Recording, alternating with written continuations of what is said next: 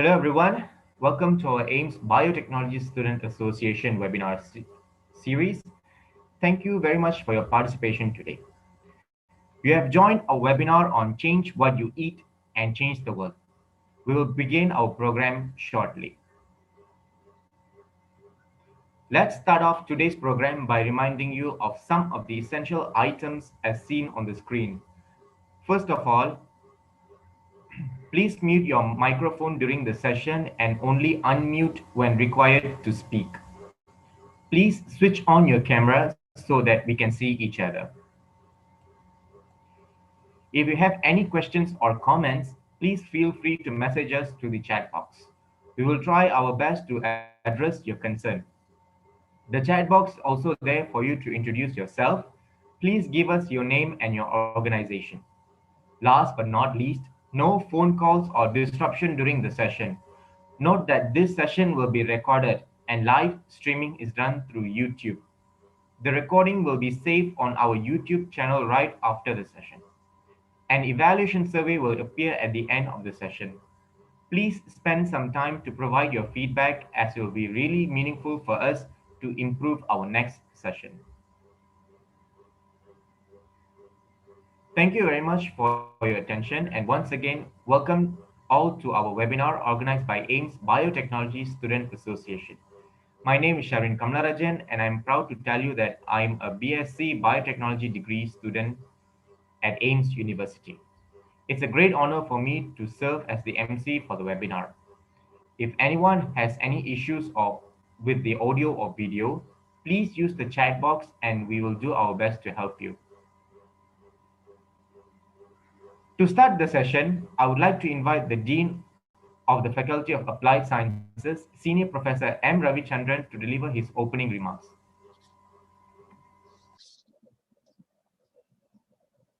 Yeah. Good day to everyone. Good morning to the people from Malaysia. Thank you, Mr. Savin. Nice backdrop and nice introduction. And I would like to thank, most importantly, our speaker, today's speaker, Dr. Nurul Shazini binti Ramli, Senior Lecturer from University Putra, Malaysia. Thank you very much for your time and sparing with our students. It's a part of the exercise, and I think the topic is very relevant. Change what you eat and change the world. Hopefully, I think we can change few people and we can save the world. So I'd like to thank the whole APSA team, headed by Mr. Hugo and Miss Vinotini, the chairperson, and all the moderator, Miss Nandini, Gitanjali, Subhashini, Chingmei, and Nisa Selvam.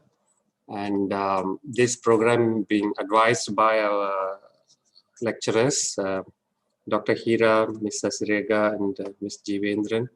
I think today we are going to have a good, valuable lessons now. The SPM results are released and students are looking forward for a better course. I think we know biotechnology is one of the best course. So I would like to thank the organizer and the speaker, and congratulations to APSA for professionally organizing this, even though they had some teething problem. I think they have been working very hard and prepared the form, Google form, and all those things. I appreciate everyone's effort and hope this seminar will go on well, and wish you all good luck. Thank you. Over to Sarveen. Thank you very much, Professor M. Ravichandran, for your inspiring opening remarks. Next, I would like to call upon the organizing committee chairman, Ms. Vinodini Gunalan, to say a few words and introduce the moderator of today's webinar. Ms. Vinodini, the floor is yours. Thank you, Mr. Sherwin. Greetings of the day to all of you. I'm Vinodini Kunalan, and I'm proud to tell you that I'm a second-year student of BSc Honours Biotechnology at AIMST University, Malaysia. It is an honor to serve as the chairperson of the organizing committee to organize this webinar. On behalf of the organizing committee, I welcome today's speaker, Dr. Nurul Shazini binti Ramli, the Senior Lecturer, Department of Food Science and Technology, University Putra, Malaysia, the Dean of our faculty, Senior Professor M. Ravichandran, the course coordinator, Ms. Sasireka, the moderator, Ms. Nandini Paramasivam, and all the participants of this webinar. As a chairperson, I would like to express my sincere appreciation to our committed team who worked hard to organize this webinar. Thank you, Dr. Nurul Shazini binti Ramli, for accepting our invitation and becoming a part of our webinar. Thanks to the Dean of our faculty, Senior Professor M. Ravichandran, Ms. Sasireka, Dr. Hira Rajendras, Mr. Jivendran Sundasegar for attending this webinar. Finally, I would like to thank my course coordinator, Ms. Sasireka, for giving me this project title, which indirectly given me a chance to write an article entitled "A Healthy Diet Helps to Fight Infection," which was featured in the letter section of New Straits Times dated 7th June. Once again, I welcome all and thank you for joining us. Mr. Sherwin, over to you. Thank you, Ms. Vinodini Gunalan. Now I request the moderator of the webinar, Ms. Nandini Paramasivam, to introduce the speaker and start the session. Ms. Nandini, please. Thank you, Sharvin. A very good morning, everyone. I hope you're having a good day. I'm Nandini Paramasivam, a Year 2 Biotechnology student at AIMST University, and I'll be a moderator today. First of all, I would like to thank the audience for joining us today. Just a gentle reminder, if you have any questions for the speaker, then please post them in our Zoom chat box so that the speaker can answer them during our Q&A session later. So, back to our topic. Change what you eat and change the world. Plant-based food have long been known to play a crucial role in basic human nutrition and health. Recently, more and more people are interested in following vegetarian or vegan diet or reduce the use of animal product in their meal. But they're confused and lost and have no idea where to begin, just like me. So, in today's webinar, we have this excellent opportunity to get an insight into these questions and learn more about plant-based food from an expert. We are lucky that we have a prominent speaker from Malaysia. So It is my great pleasure to introduce the speaker for today's webinar, Dr. Nurul Shazini Ramli. Dr. Nurul Shazini Ramli is a senior lecturer at the Department of Food Science, Faculty of Food Science and Technology at University Putra, Malaysia. Dr. Nurul completed her degree in Nutrition and Community Health and PhD in Nutritional Sciences at University Putra, Malaysia. She published 13 journals and 3 articles in magazine. She also participated in 9 conferences and seminars. So, without further ado, I would like to invite Dr. Nurul Shazini Ramli to take over from here. Welcome, Doctor. Thank you very much, Natini, for that nice introduction. I think before I start, I will share my slides so that all of you can see the content for today's webinar. Okay, I'll start sharing my slide first.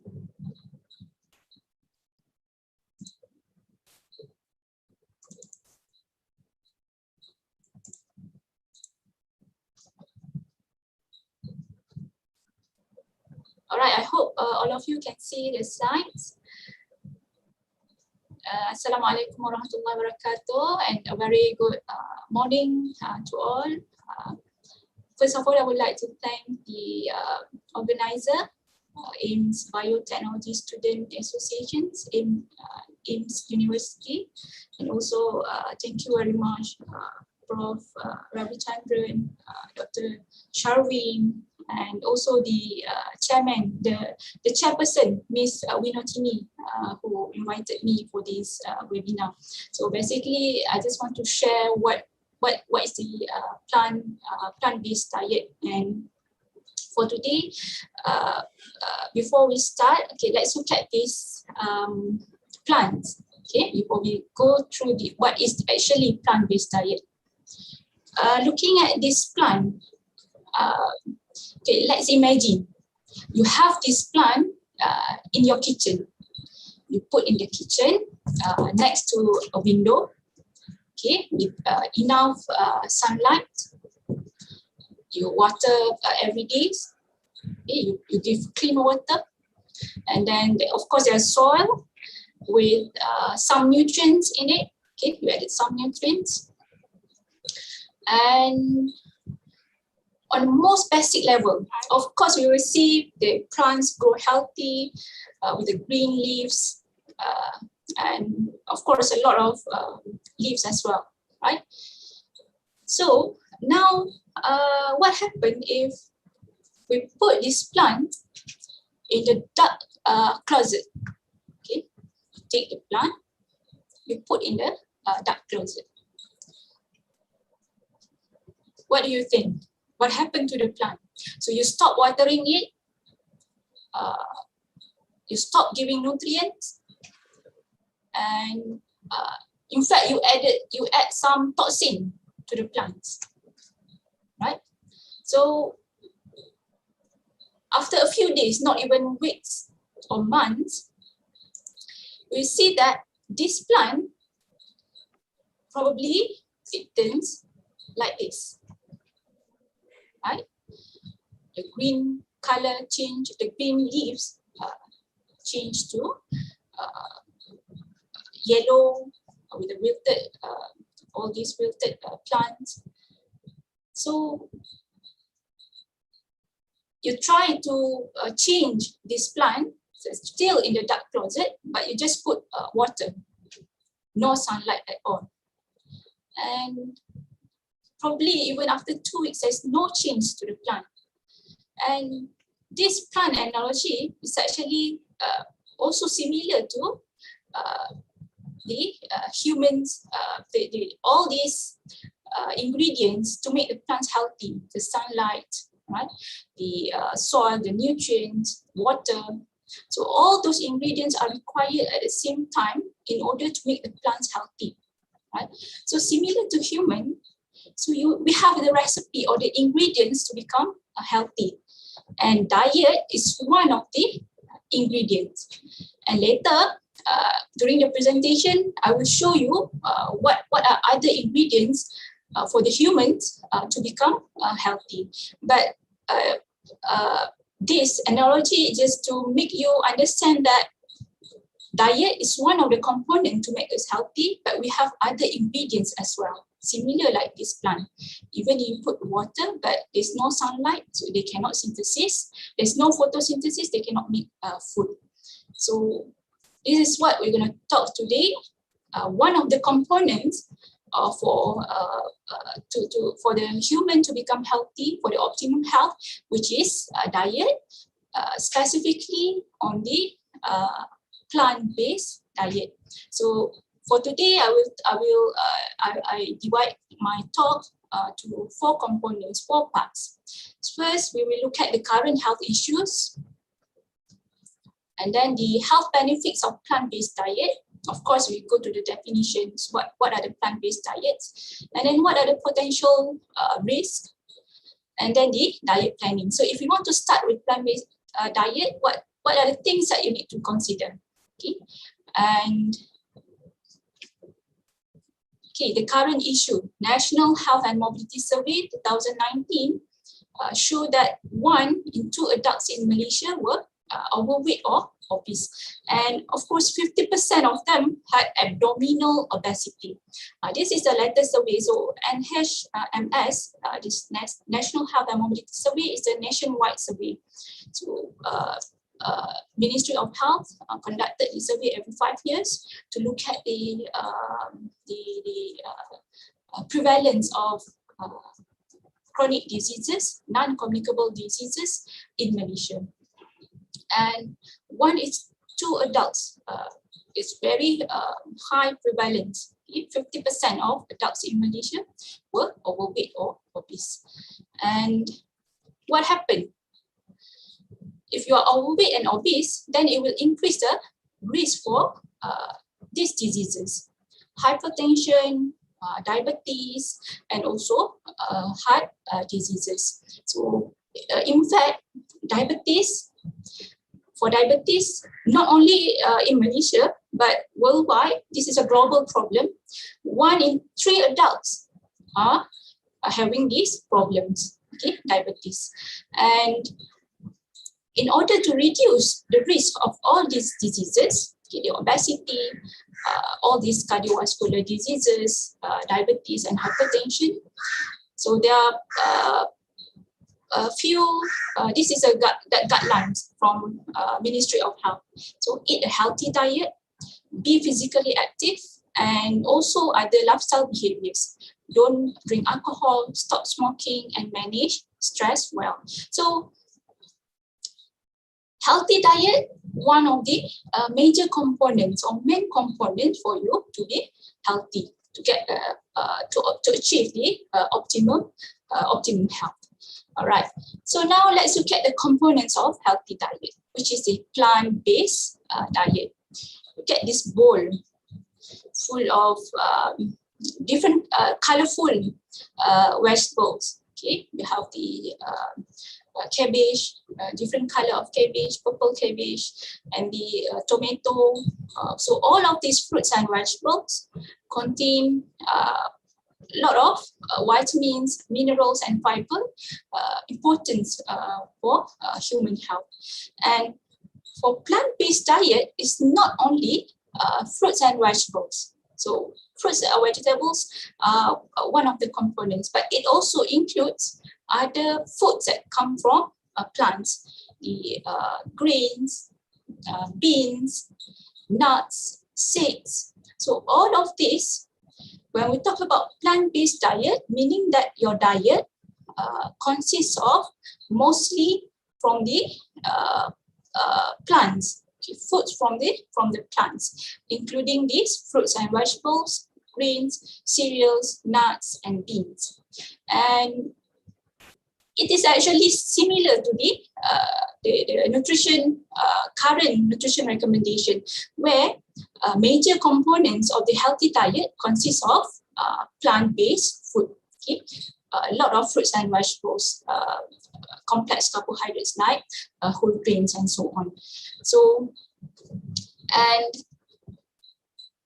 talking about the diets, it's actually, this is a spectrum of diet. It's actually quite diverse, various, And sometimes people will use plant-based similar to vegetarian, but it's quite diverse. It depends on what food you exclude and from plant-based diet and what food you exclude, then it will relate to the different types of vegetarian. So we have vegan, only plant-based, okay, fruits and vegetables, green cereals. And there's no milk dairy products or eggs. But for ovo-lacto vegetarian, they include the dairy products, milk, and also eggs. And pesco vegetarian, they include similar to ovo-lacto, but they have they include fish or chicken. So looking at these spectrums of diet, and of course omnivore include both. Okay, they include plant-based and also the animal-based food. And looking at this, when we talk about plant-based, it's actually related to what foods that you include in your diet. But for vegetarian, what food do you exclude from your diet? Then it will lead to the different definitions of these vegetarians. So basically later we will look at the benefits of this vegetarian and also plant-based, okay, both diet, right? So now this Mediterranean diet, out of the plant-based diet, there's different types of diet just now, and Mediterranean diet is one of the most popular plant-based diet, that they have shown that this Mediterranean diet, they give benefits on the cardiovascular health. Okay, what is Med diet? Med diet referring to the diet that abundant in minimally processed plant-based food, rich in monounsaturated fat from olive oil, but lower in saturated fat, meats and dairy products. So look, this is also plant-based. Major components of the diet are from the plants. They also include meats and dairy products, but it's only in minimal amount. Okay, only in minimal amount. So this, in fact, they have their own, for Med diet, they have their own food pyramid. This is the pyramid that they use as a guide to practice this Med diet. And many research have shown that this Med diet it gives protection to the cardiovascular health. When we talk about cardiovascular health, meaning that it reduces the risk, it reduces the cholesterol level, reduce the risk of having stroke or other coronary heart disease or coronary risk factors, right? So if we look at this, let's look at this pyramid, okay, the Med diet pyramid. On the base, so at the base of the pyramid, it's actually physical activity. So you have to be physically active and enjoy meals with others. In fact, they emphasize this because when you enjoy meals with others, it's also you can share the calorie, you can share the energy intake. So you control the calorie intake. And then the major components are the fruits, vegetables, and greens. They're mostly whole. So they minimize the processed food. Okay, so and one of the important components of the Med diet is the olive oil. So extra virgin olive oil.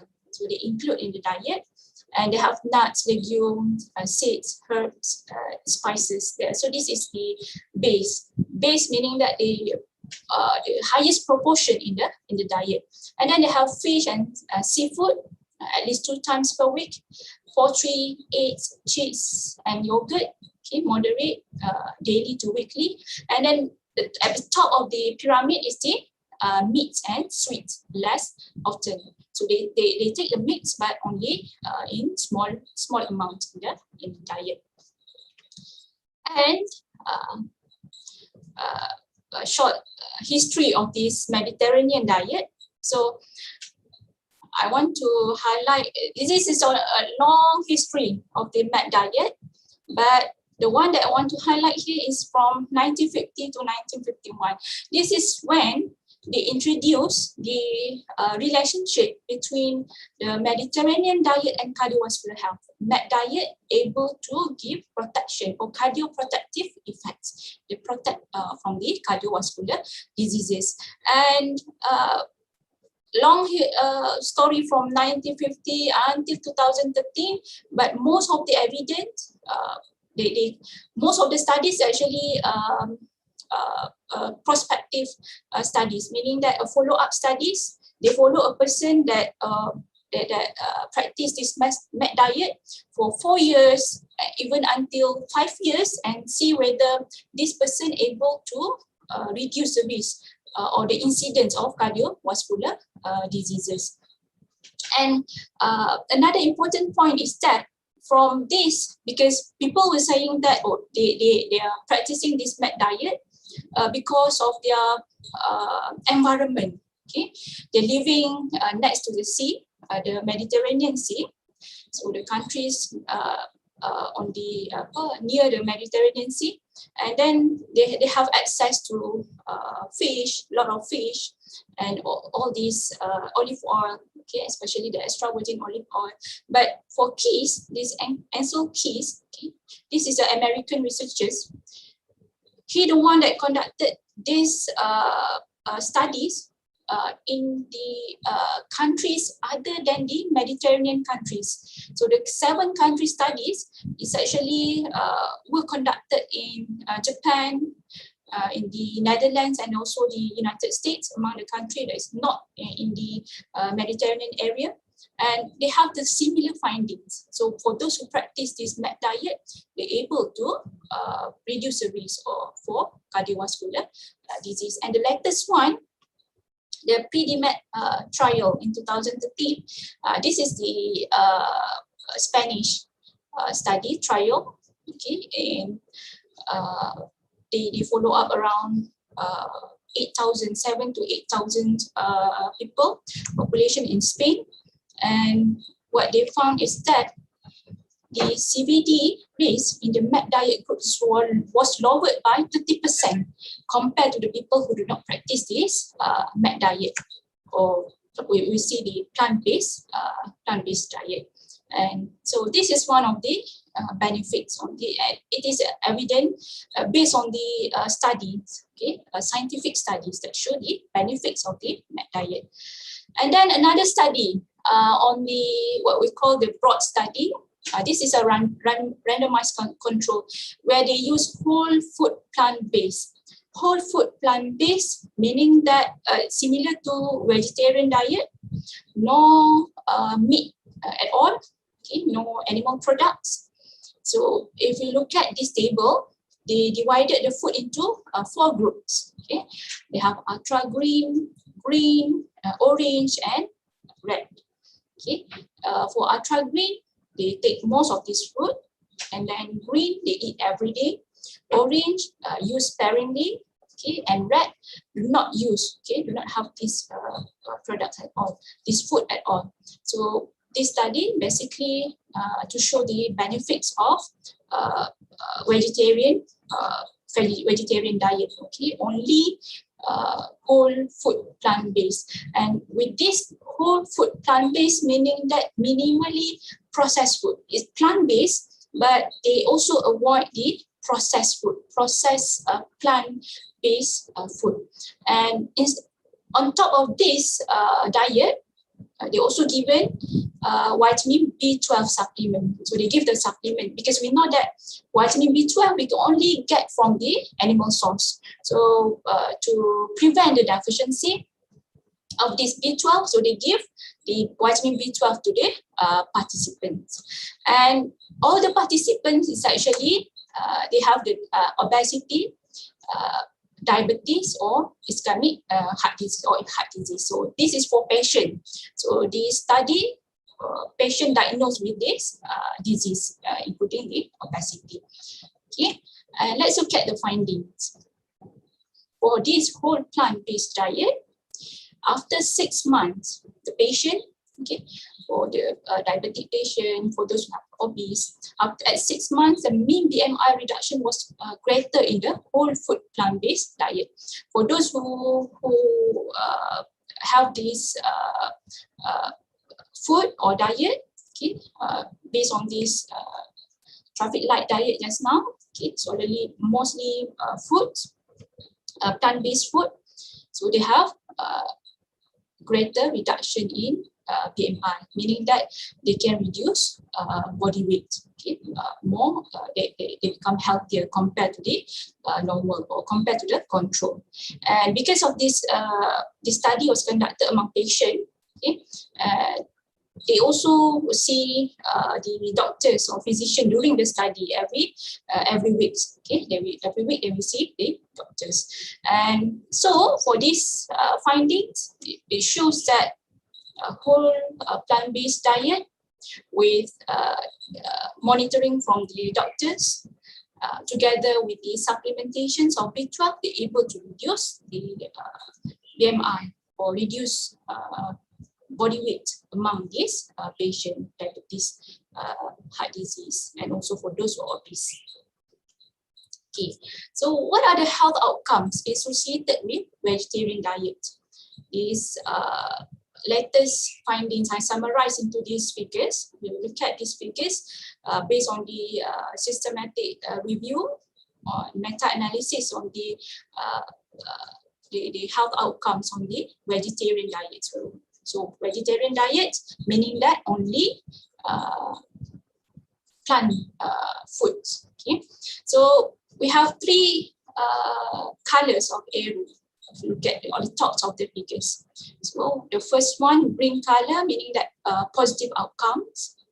Okay, the gray color, no demonstrated positive outcome. So there is no studies yet that show the benefits of this for this part. And red color, meaning that negative outcomes for the vegetarian diet. Right. So let's look at the first one, the green arrow. Okay, vegetarian diet. They give the positive effect to the obesity, improve dyslipidemia. Okay, meaning that, as I show from the broad study, it can improve, reduce body weight or improve your BMI, and also improve the dyslipidemia. So able to reduce the high cholesterol level, for example. So that is what it means. And then it also can reduce the arterial hypertension. To improve the hypertension, reduce the risk for heart disease, and improve the diabetes. Okay? And cancer incidence as a whole also improve. Okay? It reduce the risk for cancer incidence for vegetarian diets. Okay, for no demonstrated positive outcome, gray color, for this is referring to the high sensitivity of C-reactive protein. So C-reactive protein is actually indicators of inflammation. So if your body, if you do blood test, if your CRP is high, meaning that there is inflammation in your body. So there's no positive outcome for CRP inflammation. So they observe here high CRP, and then no positive outcomes on the cerebrovascular disease. Okay, related to the brain disease, and then there is no positive outcome on the specific types of cancer. It reduces the risk for cancer incidence. Cancer incidence, when they follow up this group of population, at the end of 5 years or 6 years, they found out that the incidence of cancer is reduced, but no association between specific type. For example, colorectal cancer, breast cancer, prostate cancer, and lung cancer. Right? So no demonstrated positive outcome. Now look at this red arrow. Red arrow is referring to the negative outcome. Okay. Negative outcome, vitamin B12 reduced, low levels of vitamin B12, low levels of iron, zinc, and increased homocysteine level. And at the same time, red color, this one, bone mineral density also reduced. Okay, why? For those who practice strict vegetarian diet without supplementation, so Without supplementation, we know that they focus only on plant-based, okay, strict vegetarians. So without supplementation to their vitamin B12 reduce. So with low levels of deficiency of vitamin B12, because vitamin B12 is the cofactor, okay, it's coenzyme for the conversions of amino acid to other. Homocysteine is an amino acid. So homocysteine will be converted to other amino acid, which is required for the synthesis of new cells, okay, repairing the cells in your body. So when vitamin B12, the coenzyme that helps to convert the homocysteine to another amino acid is reduced, so homocysteine will be increased. They cannot convert it to other amino acid. And why are we concerned about this homocysteine? Because high homocysteine levels also related to the risk of blood clot, okay? Or arterial blood clot in the artery, what we call arterial blood clot. That's why important for those who have strict vegetarian diets to have supplementation of vitamin B12 or increase the consumptions of food fortified with vitamin B12. And also iron, we have animal-based, plant-based food. Both can supply iron, but the difference is that for the plant-based food, the iron is less available meaning that our body, the ability of our body to absorb this iron from plant-based is less compared to animal-based. So that's why iron stores in the for those who practice strict vegetarian diet will be reduced. And there's a way, later we show you in the diet planning how we want to control all these factors or deficiency. And zinc mostly, the main source of zinc from the protein-rich food, such as we know that beef, the animal products, right? Beef, seafood, like oysters, and all these protein-rich food, not in the diet, not in the vegetarian diet. So that's why zinc also low. Okay, for bone mineral density, for those who do not drink milk, they avoid this milk product. Of course, it will lead to bone mineral, reduced bone mineral density. Okay, this is a summary, the health outcomes associated with the vegetarian diet. But bear in mind, just now, I showed you the plant-based diet, very diverse. Okay, we have different types of vegetarian and diet also include of the plant-based diet. Okay, this is another study, the spectrum of diet. They compare actually different groups of vegetarian diet. Okay, the strict vegans, okay, and then lacto-vegetarians, ovo, lacto, they include dairy products. Ovo, they include eggs but no dairy products. Lacto ovo, they include both, okay, both dairy product and eggs. And this is the related to the Christian practice, 7-day Adventists. So they have this dairy product and eggs from this study. If you want to read further, you can go to this reference. Okay, but I summarize here the findings from this study. So and then pesco vegetarians, so they have the dairy product, eggs, and then fish and seafood. Fish and seafood. Semi-vegetarian, quite flexible. They have meat less than once per week. Okay, and then omnivores, they eat all the foods, okay, animal and plant. And the difference between all these groups study is that I want to highlight the last one, the practices, the lifestyle practice. So even though they have healthy, focus on the plant-based diet, healthy diet, but they also include alcohol and tobacco. So they include tobacco in the diet except for 7-day Adventists. So the findings from this study, all of these vegetarian, different groups of vegetarian diets, they have the beneficial effect. They show beneficial effects on the lipid profile. Okay, they improve the dyslipidemia, reduce risk of diabetes, heart disease, and cancer risk. However, for this SDA, without they avoid alcohol and tobacco, what they see is that this is a subgroup that have further reduced risk of those negative outcomes. So among these groups, the most the healthier outcomes of is from this SDA 7-day Adventist without this unhealthy practice, alcohol and tobacco. So now we look at these findings on the trace elements, the micronutrients, okay, vitamin B12. So this is a vitamin B12, associations of this vegetarian diet with higher rates of vitamin B12 deficiency. And maybe for normal or different, because the effects of this diet in different stage of life cycle will be different, because the needs of the nutrient will be different among individuals, different groups of or different stage of life cycle. And this one specific for pregnancy, early life for the fetus inside the womb, and also during the for adulthood.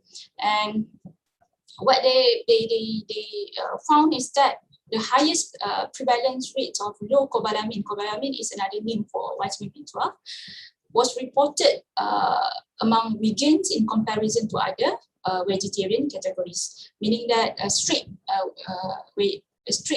vegetarian diet.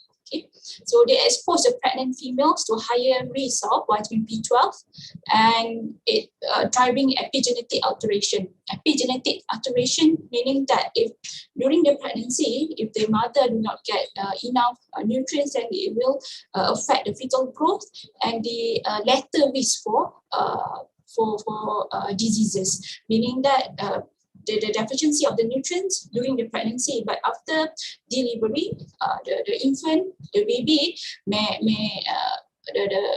it may expose the baby to the other long-term risk of non-communicable disease. Okay, this is a finding from this study. And then other trace elements, I mentioned zinc, the potential risk of zinc, but based on the current meta-analysis, actually there is no conclusion, a firm conclusion.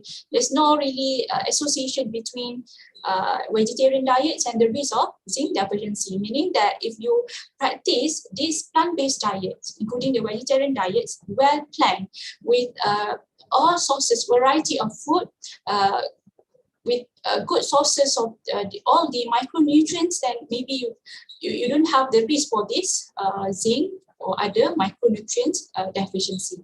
The key is that plant-based diet. You have to plan your diet. And however, the working group of the Italian Society, they recommend that vegetarians consume more dietary zinc. This is because to avoid the deficiency. There's no relationship between these two, but we know that they have to reduce intake of the protein food, which may expose to the zinc deficiency. So better to take more dietary zinc compared to other groups or normal diet. And lower iron stores. Iron is important to make red blood cells, okay, and other function to avoid the anemia in a person. So for vegetarian, they found out that they have lower iron stores, but actually lower iron store can be beneficial for this group, because in this 5 years follow-up study, they show that serum ferritin is the iron that is stored in our body in the form of ferritin. Okay, it's actually iron, and if the subject with the highest serum ferritin, they can increase risk for developing metabolic syndrome. Metabolic syndrome referring to the high dyslipidemia, the diabetes, and other risk for cardiovascular such as hypertension. So compared to those with the lowest serum ferritin, this is referring to the iron storage in our body. Okay, but iron is needed. We have to take the iron. We have to take iron-rich food every day. But for this research, it's referring to the iron store. If too much iron store, it may increase risk of metabolic syndrome. All right. So to summarize, the potential risk among vegetarians, specifically for the strict vegans, may expose to iron deficiency anemia, particularly in women during their reproductive years. Because during this time, your needs for iron is increasing compared to other groups because of the menstruation, right? And during for men as well, for adolescents, they have higher needs for iron for the muscle growth, and so for this group of people, they require they need more iron compared to other groups. So if they have they practice this vegetarian diet without a proper plan, then it will increase the risk of iron deficiency anemia.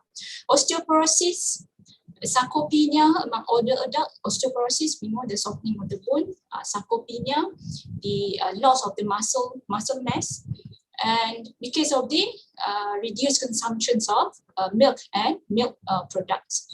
And neurodegenerative diseases, we talk about the homocysteine, the amino acids and other nutrients that may be lacking in this for those who practice vegetarian.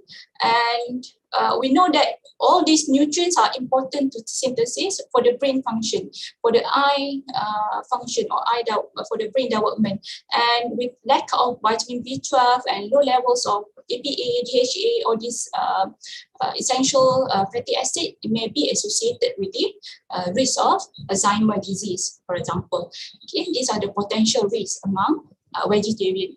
And based on the studies, this is based on the scientific evidences. And another thing, it looks interesting, right?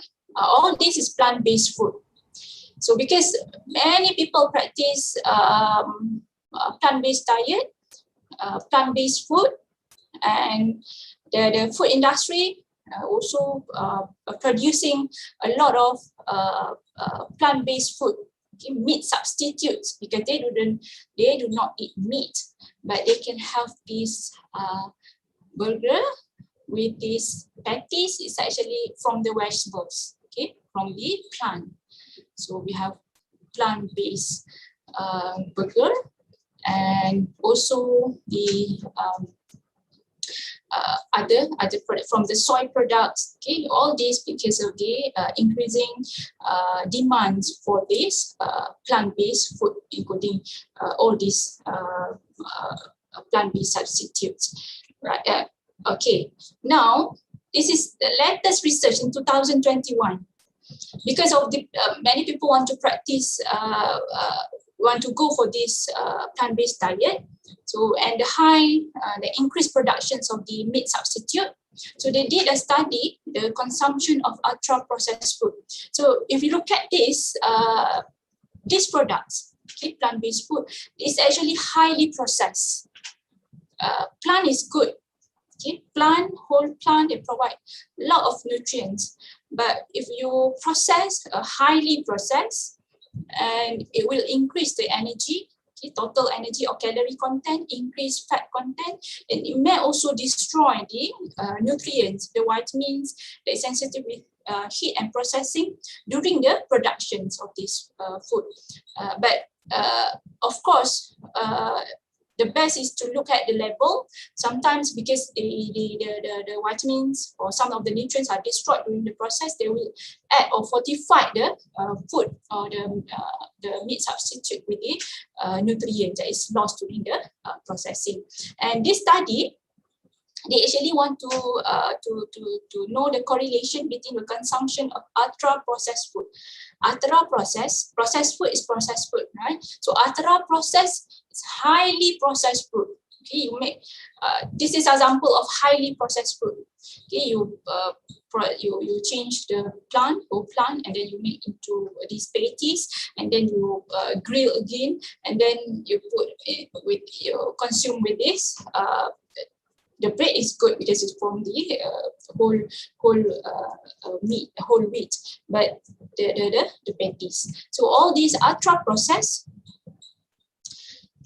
What they found out is that they look at the contribution of plant-based meat substitutes. Okay? The texture soy protein foods, the vegetarian patties, plant-based drinks to the total energy intake. So they compare, if you look at this graph, okay, these figures, we have group meat eaters group, pesco vegetarians, and then vegans. So they compare this the intake of this ultra processed food between these 4 groups, and surprisingly, the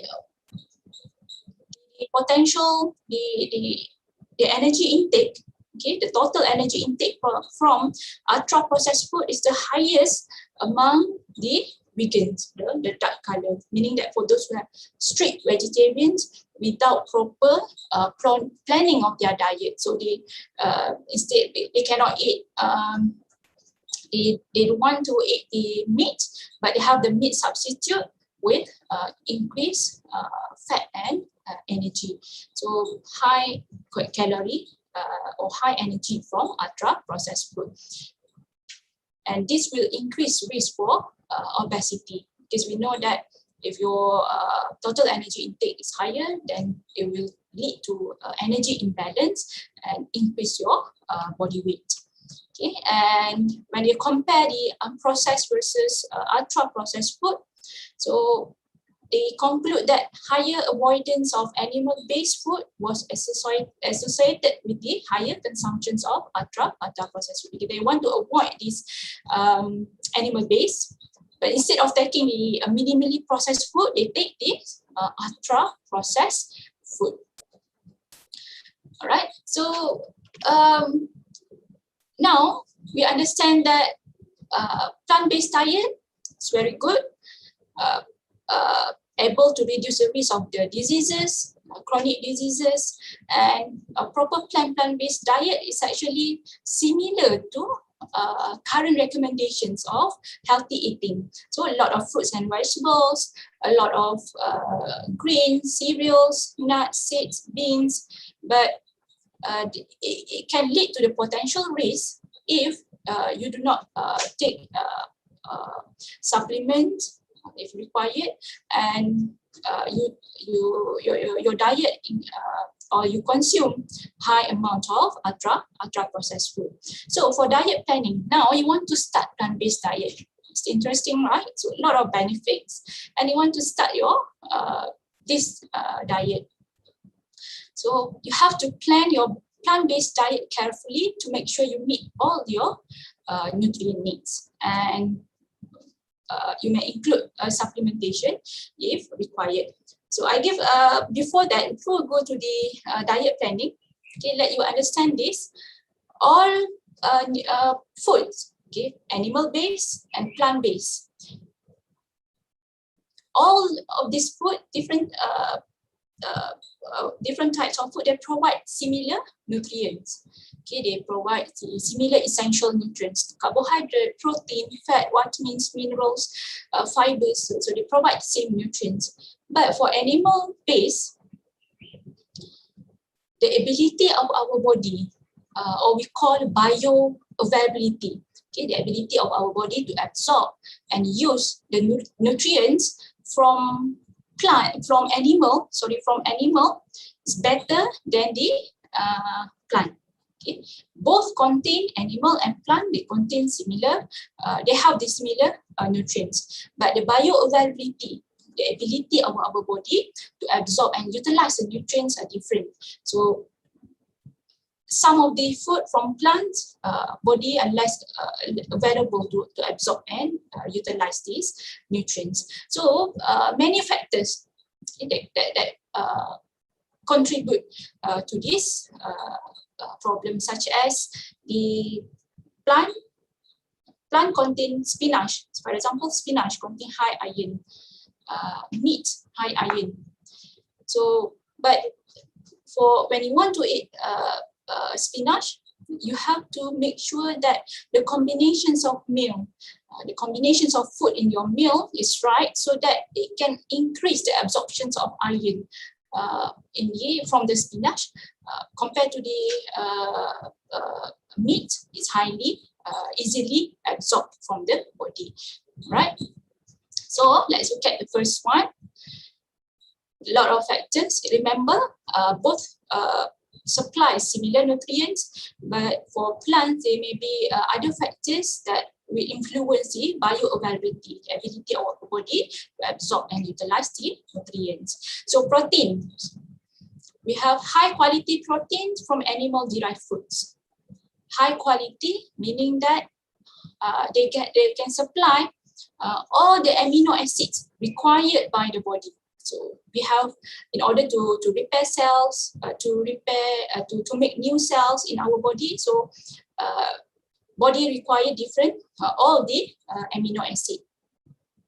But plant, we consider low quality because plant will be lacking 2 or more amino acid.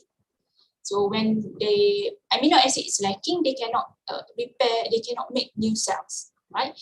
But vegetarian, if you practice plant-based, you can receive all the amino acids needed if you eat variety of grains, legumes, nuts, and vegetables. Okay, the key point here is that variation, variety. You have to get, do not eat same food. Okay, I give example. You want to eat brown rice or oats. Okay, brown rice and oats lacking of 1 amino acid. Okay, lacking of 1 amino acid, missing 1 amino acid A, for example. Another legumes, such as these lentils. Lentils can provide the amino acid that the oats or brown rice just now lacking. So when you combine eating brown rice plus lentils in your diet, then you can get, you can receive the amino acid required by the body. So you require the knowledge on these amino acids in the foods, what are lacking and how to combine this to get all the amino acid required by the body. But as to make it simple, if you eat variety of food, it's easily to meet the needs for the amino acid. If you eat same food, similar food every day, then you have the risk of get a high quality protein, right? Okay, so that is the protein. Now iron. So remember the bioavailability. So iron we can get from meat and from plants, and they have different types of iron. They have heme iron, non-heme iron. So in plant-based food, they contain non-heme iron. So non-heme iron, the absorption is reduced, less absorbed compared to the iron from the meat source. So, but you can increase the absorption when you eat this plant-based food, iron-rich food from plant, when you together with the orange juice, because orange juice, it helps to increase the absorptions of iron from lentils or from spinach. Okay, they help to increase the absorption of ions. To be more details, iron in the food is actually in the form of ferric. Okay, so for vitamin C, they helps to convert this ferric to the ferrous form and easily absorb, to increase the absorptions of iron. And also avoid taking lentils or other iron rich food with coffee or tea. Okay, you have to have a gap at least 2 hours. Do not, after you eat this iron rich food or plants, get 2 hours before you have coffee or tea, because coffee and tea contain compounds which we call tannin that will bind to the iron and prevent the absorption. So we know that the iron from plant is less absorbed, so we want to exclude as much as possible the factors that will inhibit the absorption of iron. Okay, all right. So processing, cooking can also improve the iron. So soaking lentils, if you want to cook lentils, if you soak overnight or few hours, actually it can improve the bioavailability and increase the absorption of iron and other nutrients, right? Okay, this is the to prevent or to inhibit the absorption of iron, avoid drinking tea and coffee. Processing also able to improve the absorption. Okay, now omega-3 fatty acids. Vegetarian diets typically provide enough omega-6 but lack of omega-3. So omega-6 you get from the, for example, the sunflower or sunflower oil. So you get from the plant source. And for omega-3 fatty acid, mainly we get from the fish. The high consumption of fish, then you get these omega-3 fatty acids. However, for those who have the strict vegans, they may lacking of the omega-3 fatty acids. So if they realize that what are the sources of omega-3 fatty acids, such as soybeans, flax seeds, walnuts, chia seeds, all these, so they can incorporate in the diet to make sure they get enough omega-3. So if you recall that omega-3, omega-6, both are essential fatty acids. Okay, we have to get these two essential, meaning that we have to get from the diet. Okay, omega-3 and omega-6 in the right ratio. According to Ministry of Health and also WHO, the right ratio is 5 to 10. 5 omega-6, 10 omega-3. Okay, higher amount of omega-3. So another tips is that when you cook, you can blend or you can mix, for example, palm oil plus canola oil. Okay, so canola oil is one of the source for omega-3. So you get this omega-3 in your diet, or increase the consumption of tofu. Tofu is also a source of omega-3. So then you can get these nutrients, right? So calcium, lack of calcium because of the avoidance of dairy, milk and dairy products. But there's also tricks. You can get enough calcium, but you have to for example, look at the labels. Every time you want to buy food, look at the labels and make sure they have the food are fortified with calcium. For example, here in this juice, they fortified with 488 milligram calcium. They have the calcium, and also breakfast cereals, and you can also take supplements to make sure you get enough calcium supplement plus vitamin D, because vitamin D will have the absorptions of calcium. And again, bioavailability of calcium is not optimum due to the presence of inhibitors. What are the inhibitors? Let's say if you practice just like a MAT diet, whole plant-based diet, but you also include milk. Okay, so do not drink milk together with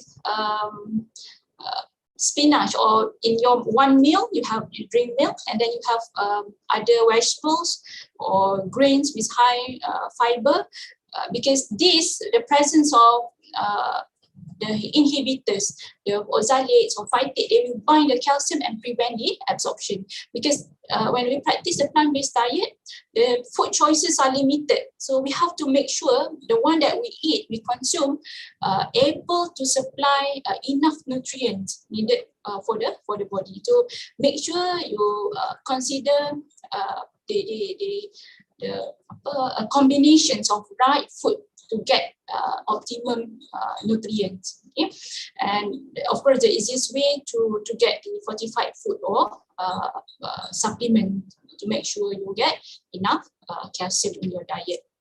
So vitamin B12, we discussed a lot on this deficiency due to the when you have plant-based diet, especially for those require high amount of B12, higher needs compared to other groups. So vitamin B12, you can get from supplements and also fortified food, such as the breakfast cereals. And vitamin B12 is best absorbed in small quantities. So do not have one meal and then you get all the daily recommendations for vitamin B12 at same time. So best absorbed in small quantities, because the absorption of vitamin B12 is also controlled or influenced by the factors in human body. Okay. For example, the presence of the gastric acid and other intrinsic factors in your stomach. So those will influence the vitamin B12. All right. So as a conclusion, this is take-home message. What is plant-based diet? So we have recall the spectrum of diet just now. We have animal-based and plant-based. So basically, the plant-based diet very diverse, but what to eat, this is just a basic guidelines. What to eat: vegetables, whole grains, nuts, seeds, beans, and lentils. And what to limit is the processed, especially highly processed animal meats, and even the plant or meat substitutes. And then if you're following the strict or vegan diet, so you can exclude these, totally exclude the animal products. And then limit the refined grains, okay, such as bread, rice, white rice, and sweets and sweetened beverages. So if we look at this, similar to when we talk about plant-based diet, similar to our current recommendations, which is you have to include more fruits and vegetables and limit the amount of fats, or limit the amount of oil or fat in your diet. All right, so finally, it's not a diet, but it's a lifestyle. Yeah, remember, if you get the healthy lifestyles with no unhealthy behaviors, no smoking, then you get the optimum effect from your diet. Okay, specifically this plant-based diet. And healthy lifestyle, remember the plan just now? We have many ingredients or a recipe for the plants to healthy. They require the sunlight, the soil, and then all those nutrients. And diet is one of the components for the human. Similar like plants, diet is one of the components for the human to be healthy. What are other components? So these are the healthy lifestyle behaviors. So eating well-balanced meals. Another important point is that they conducted a research, then they found out that people who practice this plant-based diet or vegetarian diets, they tend to be more prepared to have a well-balanced diet because of their control and their awareness on the nutrition and implications of health implications of this vegetarian diet. So it's a good start. But again, consider other lifestyle behaviors. Sleeping regularly and adequately, and engaging in physical activity, another important components. And 80% of your health is actually from the nutritious food and physical activity, regular physical activity. And not smoking, and not using alcohol, and maintaining a healthy body weight. So practicing healthy plant-based diet with careful planning, it also helps you to control your total calorie intake, and hence it helps you to maintain the body weight, right? So how to start? If you're familiar with this, My Healthy Plate, My Healthy Plate, recommended by Ministry of Health, Malaysia. So from this, your healthy plate, if you look at this, half of the plate is vegetables, colorful vegetables that provide enough vitamins, minerals, fibers, all the good, all the essential nutrients for your body. And then you have starch from the carbohydrates and another quarter for protein. And you can replace this quarter of carbohydrates with whole meal, whole grain food, brown rice, okay, meat, bread, okay, whole grain bread. And then for protein, if you avoid meat products, then you can replace with a tofu, okay, that can also, or fish that can supply protein to your diet. So how to start? Consider this My Healthy Plate. So half of your diet is already, half of your meal is already vegetables, plant-based, right? And this is the latest food pyramid in Malaysia, 2020, just released last year, 2020. And what I want to show here is that look at the base of this pyramid. If you notice, a lot of fruits and vegetables, right?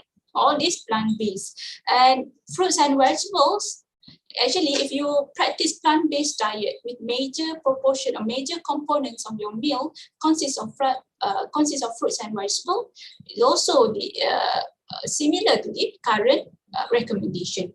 Okay, with a lot of fruits and vegetables, and you have these cereals and cereal products, and limit intake of fat, oils, and salt in the diet.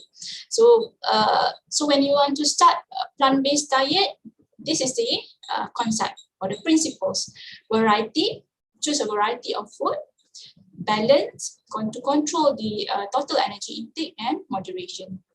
So too much of one types of food, it will lead you to deficiency of other nutrients. Because all these foods, they provide different amount of nutrients essential for your body, for the optimum health, right? So that's all for plant-based diet. Thank you. Back to the moderator. You have any questions? Thank you, Doctor, for the wonderful and informative talk. So now let's begin with the Q&A session. Participants, if you wish to ask any questions, you can put them in the chat box or unmute your mic. So participants, do you guys have any questions?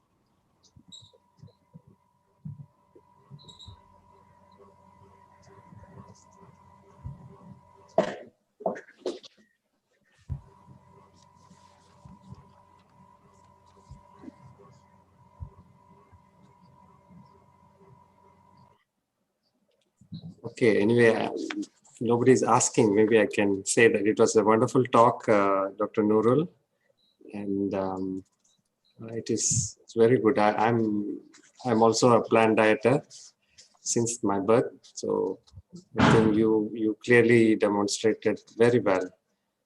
And plant-based diet with some modification in supplement, really we can survive. Thank you. Thank you.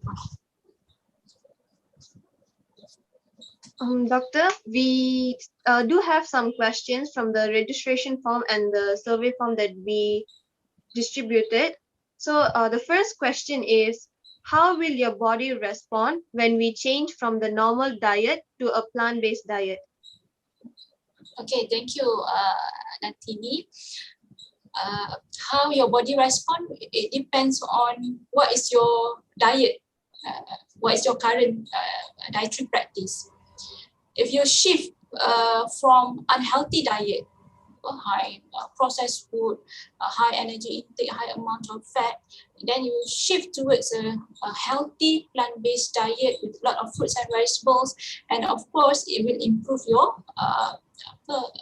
metabolic profiles, okay, improve the reduce body weight, and increase fiber in your diet also will improve the bowel movement. So a lot of benefits if you shift towards unhealthy diets today, a healthy plant-based diet. But if you already practice this healthy diet with balanced amount of fruits and vegetables, or the carbs and protein, minimal amount of processed food, then maybe you will maintain your health. Natini, that's mine. Thank you, Doctor. The next question is, are plant-based food free of pesticides and other chemicals? So that is another plant free from pesticide. Pesticides, yeah. That is another issues of the plants, but you can use organic plants and with a proper processing, okay, proper washing, then it can reduce the pesticides or other toxins from the plants. Okay. The next question is plant-based food suitable for people of all ages? Yes, for plant-based, I mentioned just now, is similar to the normal or current recommendations for healthy diet. But if you want to start this, you have to see your doctors to look at your current nutritional status, what your bodies are lacking, what are the supplementation that you require. It's not simply that maybe you have certain diseases that will interfere with these practices, solely or mainly plant-based diet. So good way, of course, for general, it's a healthy diet, suitable for all. But as I mentioned, different stage of life cycle, they require higher needs of nutrients. And that's why you have to talk to the doctors and dietitians what best for you. We talk about diet is a individual less. It based on the individual's health status. We cannot generalize to all, right? So then you can determine how much nutrients you need and so on. And the last question is, why are plant-based food so expensive and difficult to come by?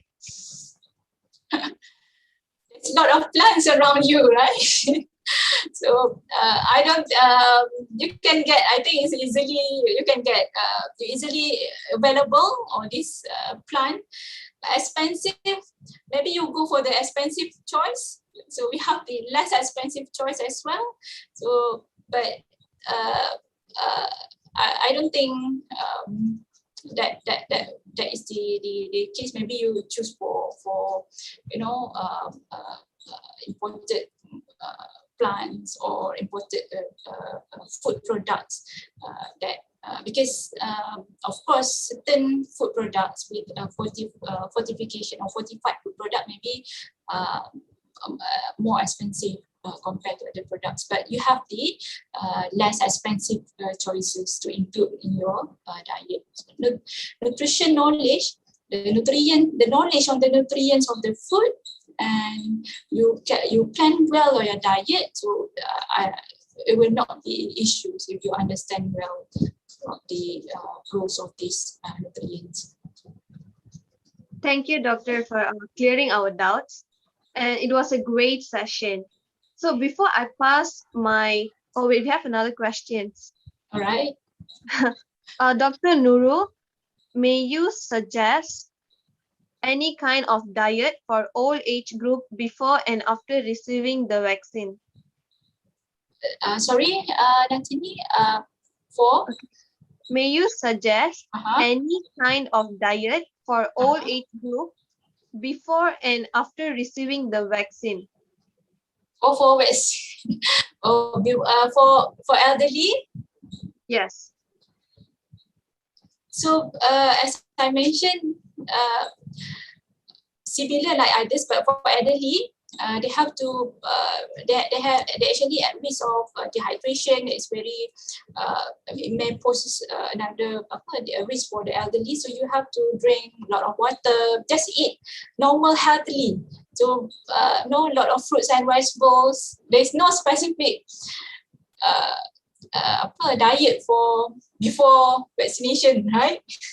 So there's no specific diet. So I would suggest go for healthy food, the balanced diet. Need enough water to prevent dehydration. Thank you again, Doctor. So the participants, do you guys have any more questions?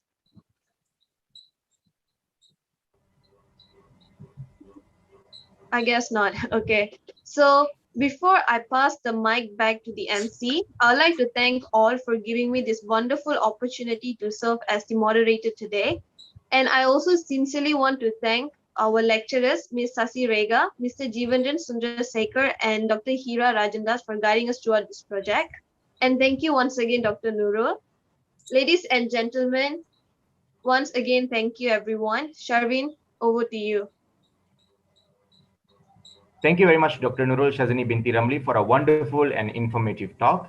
And thank you very much, Ms. Nandini Paramasivam, for moderating the session. Now, I would like to invite Ms. Nisha Selvam to deliver a vote of thanks. Ms. Nisha, please. Hello everyone, I'm Nisha Selvam, Year 2 Biotechnology student in AIMST University. First of all, I want to thank Dr. Nurul Shazini Ramli for an enlightening and informative talk on plant-based food. Dr. Nurul Shazini, we are grateful for the time and effort you took to share your thoughts and experience with us. We highly appreciate it. I would also thank all the participants from the various countries for joining us today. I believe that this webinar helped you to get some insights and learn something new about plant-based food. I would like to take this opportunity to record my thanks to all the members of this organizing committee for their hard effort. Working together as a team for this webinar was an engaging and enjoyable experience. Last but not least, my special thanks to our project advisors, Ms. Sasi Rekha, Dr. Hira Rajandas, and Mr. Jivendran for their valuable effort in creating wonderful opportunities for us as we are able to learn a lot through this webinar. Dear lecturers, we highly appreciate your cooperation and support. Ladies and gentlemen, once again, thank you. Mr. Sharvin, over to you. Thank you, Ms. Nisha Selvam. It was a great session today. Before ending this session, we would like to hear feedback from all the participants by scanning the code on the screen right now. We promise the evaluation survey will not take you more than 2 minutes. Your feedback will be greatly appreciated. You can either scan the QR code or go to the link shown below. The link is posted in the chat box as well. After the completion of the survey, you'll receive an instant participation certificate in a short while. And I'll keep the slide running for 2 more minutes for you to scan the QR code. We are looking forward to having you all joining us again in the next session.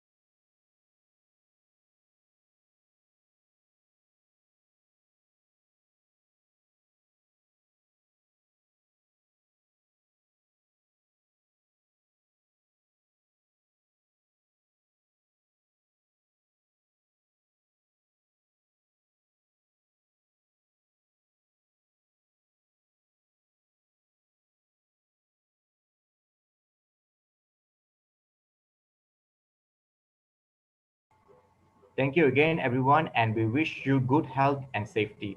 I hope everyone has the chance to scan the QR code as it's going to end.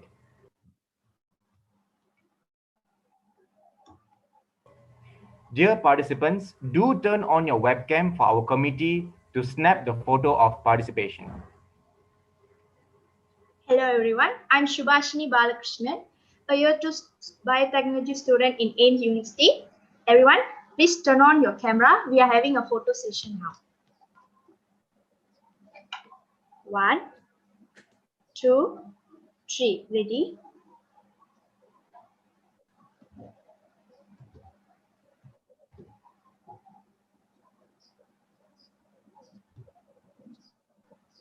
The photo session is done. Thank you. Thank you, Ms. Subhashini.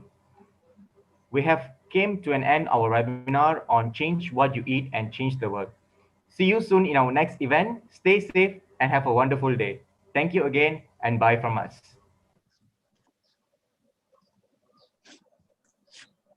So thank you, everyone. Thank you, Dr. Nurul and everyone. Thank you, Thank you, Dr. Putra. Nurul.